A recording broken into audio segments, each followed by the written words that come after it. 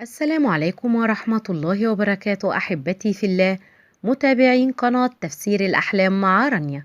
هقدم لكم النهاردة تفسير رؤيا قص الأظافر في المنام. إذا رأى الرجل في منامه أنه قد قام بقص ظفره، دلت هذه الرؤيا على التخلص من الأعداء والنيل منهم.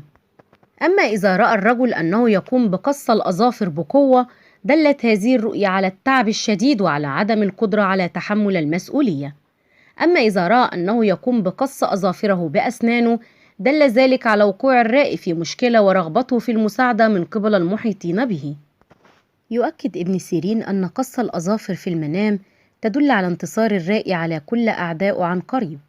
أما النزع الأظافر فهو من الرؤى الغير محمودة، لأنها تدل على الانفصال بين الزوجين، ويدل خلع الرائي من منصبه ولو كان حاكم كبير. يقول ابن سيرين: إذا رأت السيدة المتزوجة في منامها أن زوجها يقوم بقص أظافرها، دلت هذه الرؤيا على أخلاق الزوجة وعلى حسن معاملتها لزوجها وحرصها على طاعته بصورة مستمرة. أما إذا رأت أنها تقوم بقص أظافر زوجها، دلت هذه الرؤيا على وقوع مشاكل وخلافات كثيرة بينهم، وقد تدل الرؤيا على أنه سوف يترك وظيفته أو يخسر مالا له. ورؤية قص أظافر القدمين من الرؤى المحمودة، والتي تشير إلى قدرة الرائي على تحقيق الأهداف والطموحات، وهي دليل على القوة.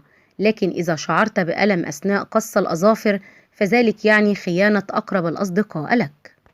رؤية قص الأظافر للسيدة المطلقة تعبر عن عودتها إلى زوجها مرة أخرى، ويشير إلى انتهاء الهموم والمشاكل التي تعاني منها في حياتها.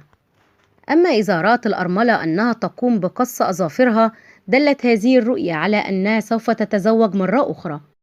ورؤية العزباء أنها تقوم بقص أظافرها وتقوم بطلائها وتزيينها، دلت هذه الرؤيا على الزفاف قريب إن كانت مخطوبة، ودلت على الخطبة إذا كانت غير مخطوبة.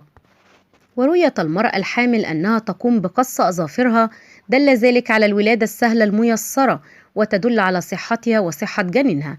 أما إذا رأت أن أظافرها قد كسرت، دل ذلك على أنها تعاني من متاعب شديدة أثناء الحمل.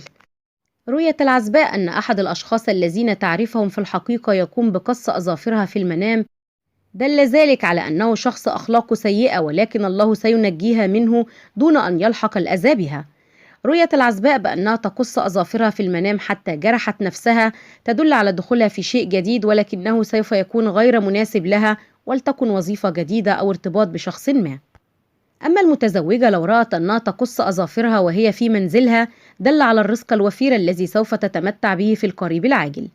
لو رأت المتزوجة أن أظافرها في المنام طويلة عن الحد الطبيعي وظلت تقصهم حتى أصبح طولهم وشكلهم جميل، فهذا دليل على أنها كانت تعاني منذ سنوات من مشكلة أو مأزق ما، ولكن الله كتب لها أن تخرج منه حتى تعيش حياتها طبيعية مرة أخرى. وإلى هنا تنتهي حلقتنا، ونلقاكم في تفسير جديد.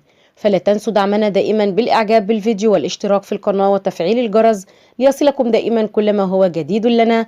إلى اللقاء، والسلام عليكم ورحمة الله وبركاته.